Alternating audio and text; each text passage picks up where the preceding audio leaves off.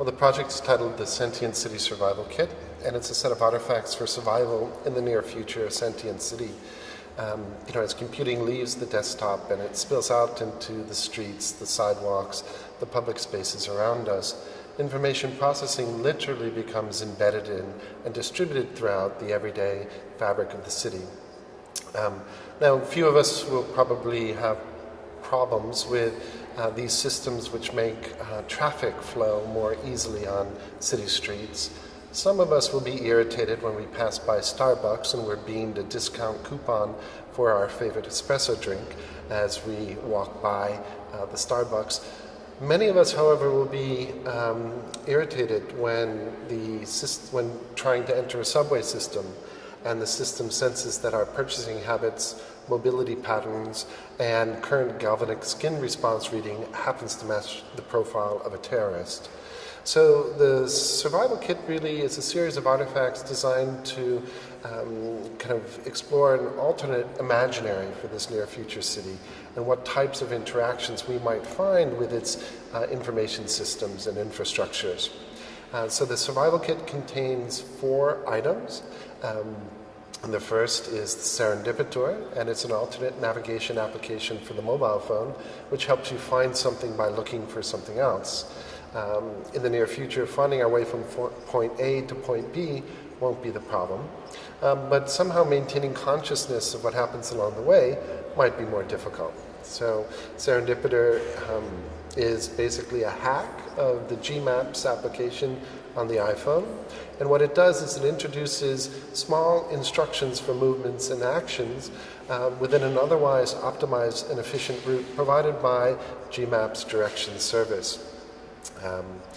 The next item in the kit is the ad hoc dark roast travel mug, and this is a standard commuter coffee mug which is outfitted with an LED screen and a touch sensor which enables people to send short messages to people along a subway commute. It has a ad hoc mesh networking radio within it, and it's really designed to provide and to create these ad hoc networks in a context where all network traffic potentially is monitored on the internet. And so a staple item for your morning commute. The next item is the RFID under aware. In a near future where item level tagging and discrete data sniffing become not only common corporate culture but also a popular criminal pastime where your RFID data can be surreptitiously snatched from you without you knowing. The under aware is designed to alert wearers to the presence of these systems through activating small vibrating motors sewn into strategic places in the garments. So if shopping is no longer a, let's say, secure experience, at least it might remain somewhat stimulating. The final item in the kit is the CCD Me Not umbrella. And this is an umbrella studded with infrared LEDs designed to enable you to flirt with advanced algorithms running on surveillance systems using CCTV cameras. The user is able to turn on and off these LEDs, which are only visible to the CCD camera, and in a way thwart the attempt of the system to track you as you're moving through space. Ultimately, the items in the kit are all designed, in a sense, to address issues of privacy, autonomy, trust, and serendipity in this highly efficient and ever more observant and overcoded city. Well, I'm interested in the intersections between technology development and urban life, how we are increasingly becoming entangled in a whole host of information, media, and communication systems and technologies as we move through the city in the course of our daily lives. To the extent that business interests and government agencies are driving these technological developments, we can expect to see new forms of consumption and control emerge. So the idea here was to create a series of artifacts which could serve as conversation pieces around which we might organize a discussion, a public discussion around just what kind of future we want for these cities.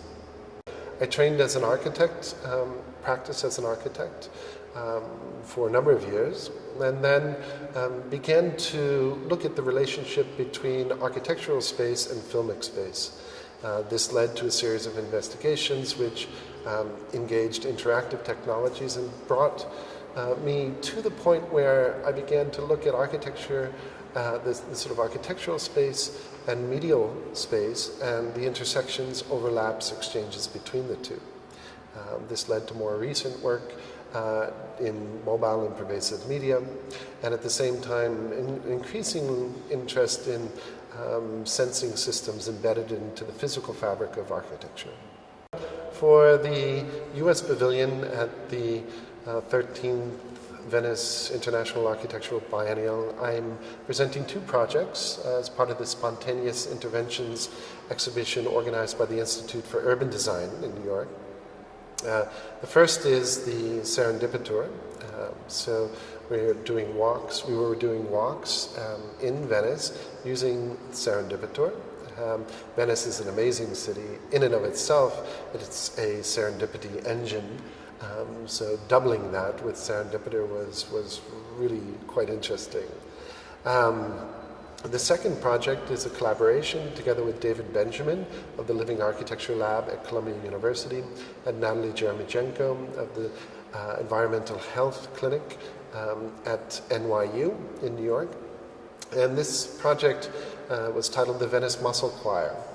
And it's a project which involves sensing water quality in the canals of Venice using biosensors, living muscles, which at the end of the day sing the quality of the water in Venice through a song.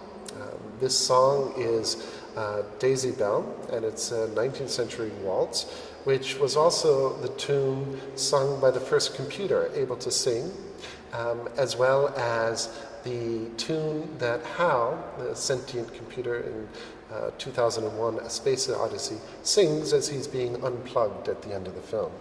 The next projects, I'm currently working on a exhibition under the working title Minor Urbanism.